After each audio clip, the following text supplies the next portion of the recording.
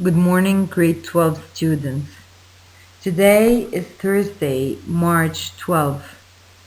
We're going to start with lesson number 1 about ribosomes and protein synthesis. Please make sure to open your books on page 366 and follow along. The objectives of this section is to identify the genetic code and how it works, specify the role of the ribosome in assembling a protein. But first, let's remember what's the difference between DNA and RNA. As you can see in the adjacent picture, each nucleotide in a DNA is made up of 5 carbon sugar, a phosphate group, and a nitrogenous base. This is true also for RNA, except 3 important differences. The sugar is ribose instead of deoxyribose. RNA is single-stranded and not double-stranded, and RNA contains uracil instead of thymine. DNA is usually to make RNA, and DNA is always in the nucleus, while RNA goes to the ribosome, which is the protein building site in the cytoplasm. Okay, now we have discussed in the previous section that DNA usually makes messenger RNA with the help of the enzyme RNA polymerase. This process is called transcription. After transcription, the messenger RNA leaves the nucleus and goes to the cytoplasm. The transcribed information that reaches the cytoplasm contains a code in order to make proteins. What are proteins? Proteins are long chains of amino acids called polypeptide. There are 20 different types of amino acids. The specific type of amino acid and the order it has in a chain determines the properties of a protein.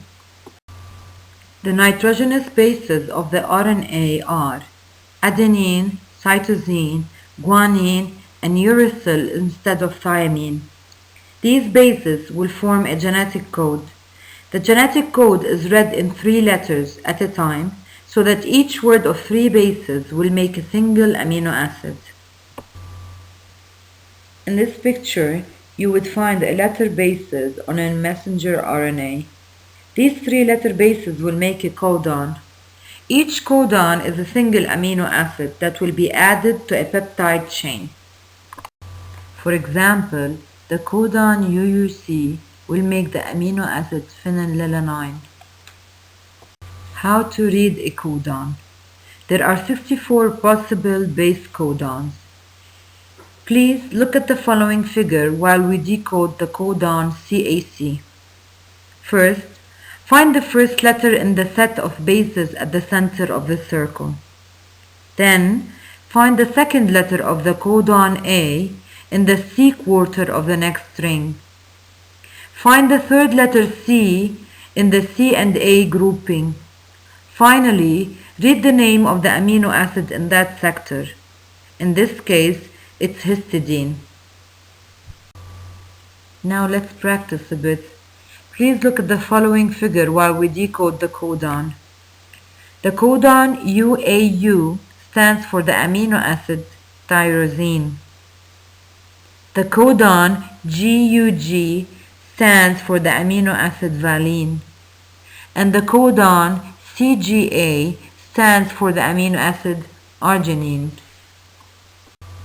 Now, it's very important for you to know that there is a one-start codon that is represented by AUG, which is the amino acid methionine, and there are 3 stop codons.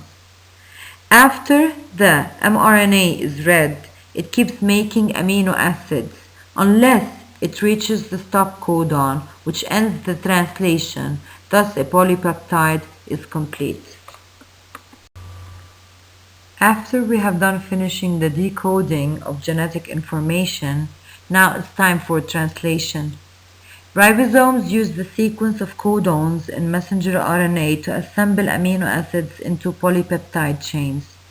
This decoding of a messenger RNA into a protein is called translation. Transcription is carried out in the cell nucleus, while translation is carried by the ribosome in the cytoplasm. Let's take a closer look. Now the messenger RNA is transcribed in the nucleus and then enters the cytoplasm. After that, translation begins at AUG, which is the start codon. Each transfer RNA has an anticodon, which bases are complementary to the bases of the codon. Example, codon AUG will have an anticodon UAC. What happens next is that the ribosome joins the amino acids methionine and phenylalanine and breaks the bond between methionine and its transfer RNA. The transfer RNA floats away from the ribosome and moves along the messenger RNA from right to left. This is the final step in translation. The process continues in building an amino acid chain until the ribosome reaches one of the three stops codons. Once the polypeptide is complete, it is released with the mRNA from the ribosome. Just to recap the role of the transfer RNA and the ribosomal RNA in translation. Messenger RNA carries the coded message. Transfer RNA delivers the right amino acid and the right anticodon to the messenger RNA codons. Ribosomal RNA hold ribosomes in place and help locate the beginning of a messenger RNA. Ribosomal RNA also hold amino acids together by carrying out specific chemical reactions.